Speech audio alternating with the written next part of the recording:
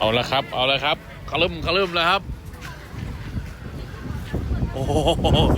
วันนี้อยู่ตลาดป่าซางนะครับน้ำก็ขายนะครับนี่ขนมหวานครับ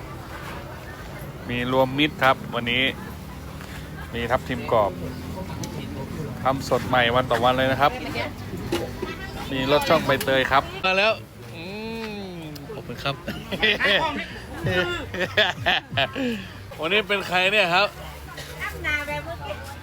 ขอบคุณครับวันนี้ขายอะไรบ้างครับ